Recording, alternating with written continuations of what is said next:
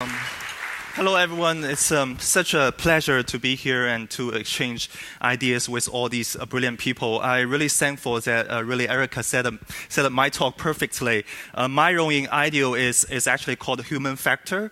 So our main job is to be very human, so that when our teammates try to be too rational and logical, we sort of try to chill them down. And I have been working as an ethnographer, documentary filmmaker, and writer for quite some time. So I'm quite used to sort of collect human stories, and particularly I'm interested in exploring sort of subcultural communities. But one thing I have faced a new challenge, which is how to translate all these research insights to actually innovative design.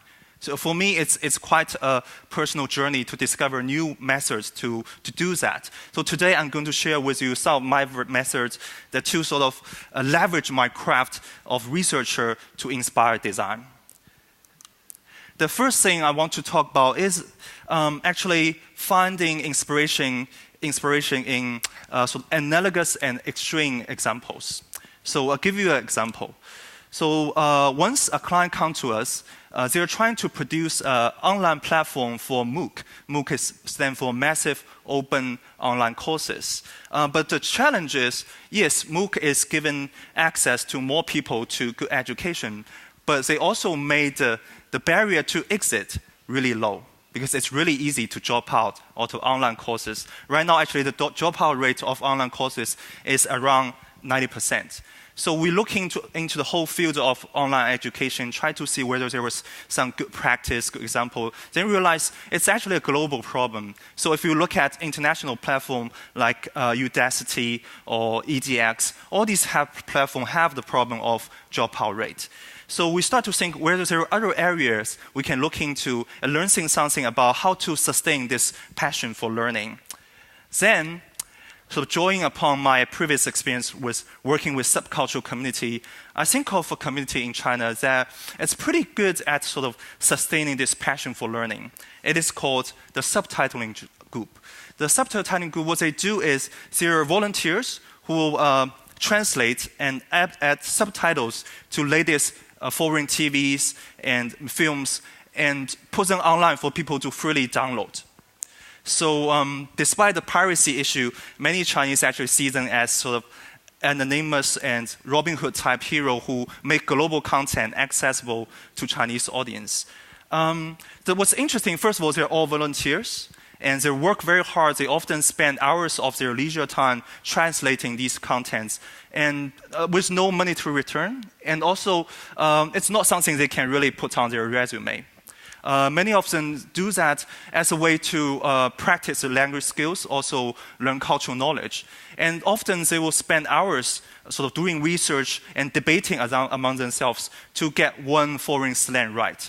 So we feel, isn't that the kind of passionate and persistent learning that online courses want to achieve? So we took a deep look at sort of how they do their thing. What are the factors that contribute to that kind of passion and persistence? So one of the things is, when we talk to these subtitlers, they tell us, first, they feel there is a noble purpose behind what they do. They feel they're helping Chinese to get exposure to the best global content. Another thing is, they feel there is strong community and peer support. So whenever you join a subtitle group, immediately join an online forum. Whenever you have a question about the meaning of a word, there's always someone there ready to help you. And the subtitler actually tell us, when she is translating on the computer, they always have her phone right next to her. So whenever she has a question, she can always find an online chat group that she can find help. Another part is there is always a very visible accomplishment, so they can always see their final product finally get online and visible to some audience and make a difference. Some also talk about competition. So one subtitler talk about, for example, when the newest episode of Game of Thrones came out in the US. They'll work day and night so that they can produce a translated version faster than other subtitling group. The idea of that we work harder so we beat the other subtitling group to let our translated version of this newest episode to be seen by the audience is quite exciting for them. So there's some interesting competition factor here. Another factor is probably even harder to explain, which is they see it as a channel for self-expression. So what does subtitling has to do with self-expression? Because usually when we watch movies, we never think about those people who produce the subtitles. But here I give you some examples. So on the first one, on the left, the original English statement is, why is it sort of 125,000 pounds? It's difficult to tell. But the Chinese subtitle actually says, why is it 125,000 pounds? As if it were Chinese real estate. So out of nowhere, the subtitler make a comment of the price of Chinese real estate. And from some of the audience we talked to, their response is, when reading this kind of subtitle is, well said, subtitler. The real estate price in China drive me crazy too.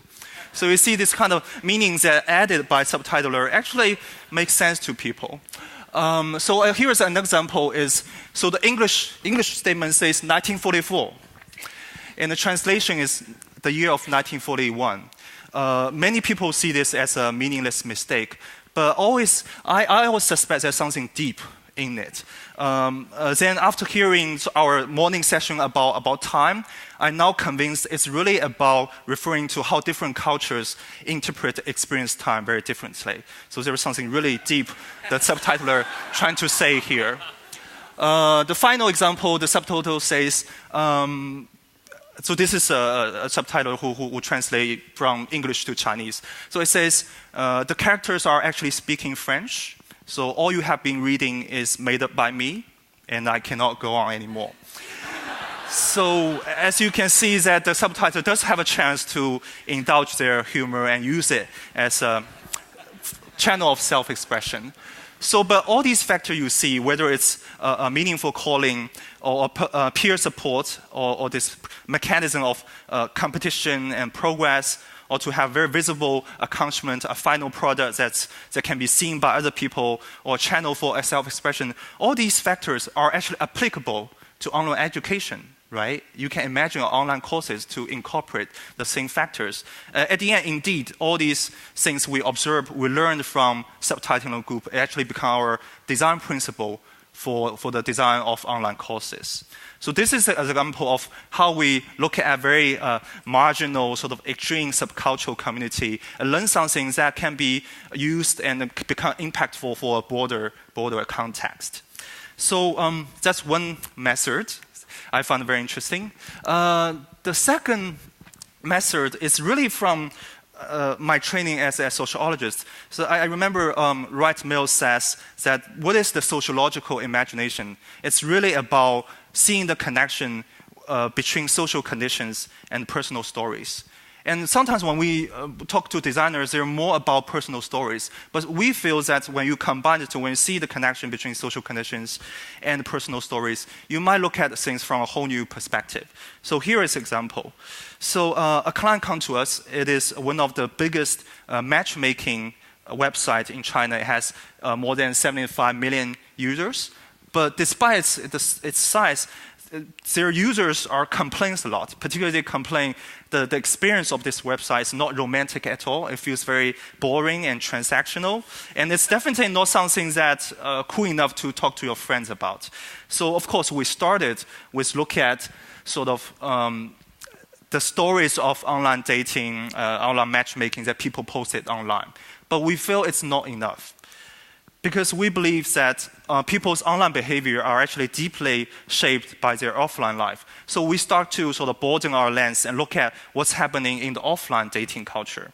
So one thing that really caught our attention is, you can see from the photo on the top, this is a phenomenon called the matchmaking gathering for parents.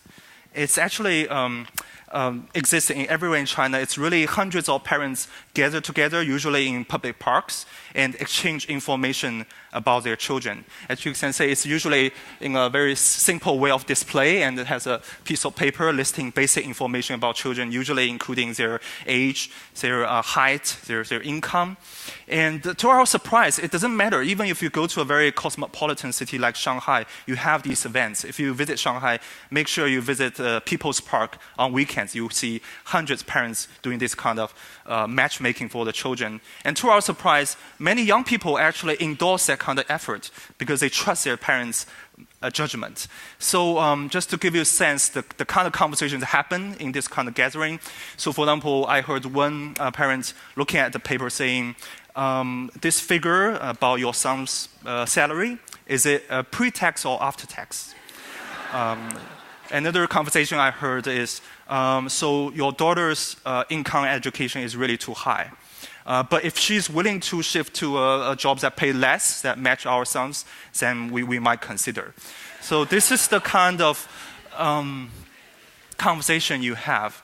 And what we gradually realize that the whole dating and matchmaking culture in China has reached a point that it has really strong materialistic consideration, transactional sort of tendency.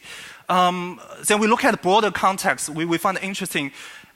We find it has a root in the sort of why China has fast growth in economy, but the benefits of that growth is actually distributed very unevenly. Therefore, the gap between the rich and poor are widening. And that's why actually it creates a strong sense of economic insecurity among people. And that's why people start to look for that kind of material security in marriage. Understanding that, then when we're looking again back at the online matchmaking website, we realize under this kind of context, actually online matchmaking made it worse. Because in any kind of offline sort of interaction, no matter how materialistic you are, you at least meet the person first. You have a process of feeling the chemistry a little bit, then you find out more about the person. But in this online environment, it gives you the power to filter really through whatever criteria you can think about, no matter how narrow you want it to be, how precise you want it to be, therefore completely eliminating the kind of all the uncertainty and ambiguity, which is actually, we believe, very important to romance itself. So with that kind of insight, we decide that we want to actually, by designing an online app that bring back some of the mystery and the chemistry and the anticipation that we think a romantic experience should have. So here is an example. For example, we think, okay, you only want to look at the really hard data about people. What if we force people to have two profiles? One is their day profile and one is their night profile. So sort of push them to think about the multiple dimension of themselves. Also, if you are interested in a person, you actually, when you log on during the night, you log on during the day, you can only see the day profile. And it will make you curious, what will this person's night profile looks like? But the thing is, you have to wait till nighttime to be able to see the night profile. So again, to bring back some of these tricky things like guessing and waiting, which we believe is very important to the romantic experience. So the two examples I give you, one is about finding inspiration in more analogous extreme example. The other is about putting things in a bigger context and seeing the relationship of social conditions and personal stories. Well, this all means that you don't go directly to your topic, right? You go sideways and you zoom out. So therefore, it involves some risk of getting lost. But as I find, this turned out to be very important, particularly if you research for discovery. And as I wrote here, I believe there are always inspiration that waiting to be found if you trip over. Yes.